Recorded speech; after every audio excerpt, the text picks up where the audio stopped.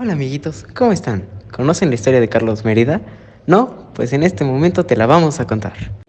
Pero antes daremos una breve introducción al muralismo.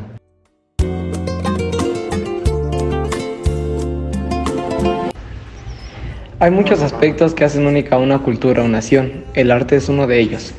Pero ahora hablaremos un poco más específico del muralismo. Este fue un movimiento artístico que comenzó en México a inicios del siglo XX y es muy importante, ya que en este se expresaba el descontento de los mexicanos con el antiguo régimen que mantenía Porfirio Díaz. Cuando inicia el movimiento revolucionario, este movimiento artístico toma más fuerza, ya que en este se representaban batallas e incluso se daban noticias. Por las mismas razones surgieron artistas muy reconocidos como Diego Rivera, David Alfaro Siqueiros y Carlos Mérida, de quienes hablaremos más a detalle.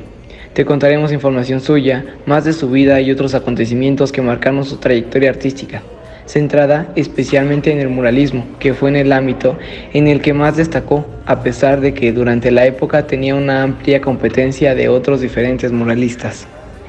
Nació en Guatemala, un 2 de diciembre de 1891. Fue un pintor y escultor muy conocido, ya que sus obras no eran habituales. En ellas lograba plasmar la cultura guatemalteca y la mexicana. Esto era todavía más impresionante, porque lo lograba a través de la forma abstracta. En 1917 se muda a México y tan solo un año después recibe la nacionalidad. Y se queda a vivir más de 30 años. Algunos años después se convierte en embajador guatemalteco en Italia. Sin embargo, en 1951 regresa a México, donde vive hasta su muerte. A temprana edad empieza a estudiar música, sin embargo a los 19 años es diagnosticado con esclerosis auditiva.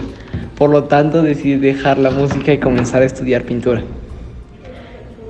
Nunca obtuvo ningún título o alguna licenciatura en este arte. Su primera obra data de 1905, es conocida como La Puerta Estrecha, hecha con la técnica al óleo con las medidas de 80 por 62.9, obra que puedes visitar en el Museo de Blastein en la Ciudad de México. En 1917 fue un año altamente sísmico en Guatemala. Alrededor de 103 sismos de magnitud moderada fueron la causa de grandes derrumbes y por consiguiente de la muerte de muchos habitantes. Por lo mismo, una gran pérdida económica y de la misma forma cambios y problemas políticos, lo cual llevó a un país a un proceso de inflación y problemas económicos. Debido a eso, muchos se vieron la necesidad de emigrar a países vecinos, como fue el caso de Carlos Mérida, que se fue a México.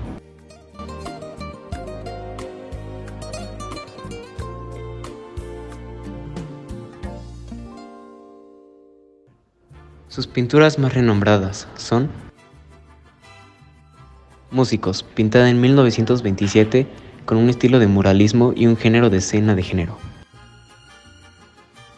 Ángel a caballo, pintado en 1931 con un estilo de muralismo surrealista, con un género de pintura religiosa. Bailes de México, pintado en 1939 con un estilo de muralismo con un género de escena de género.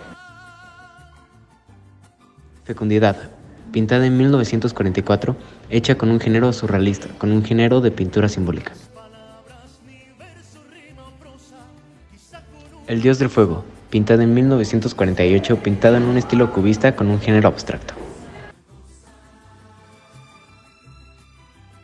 Polígono antropomórfico, pintado en 1958 con un estilo surrealista con género de naturaleza muerta. Epitaramio, pintado en 1968 con un estilo cubista en el género de pintura abstracta. El Hijo Prodigio, pintado en 1973 con un estilo cubista pintado en el género de pintura religiosa. El Verano, pintado en 1981 con un estilo cubista dentro del género de pintura abstracta.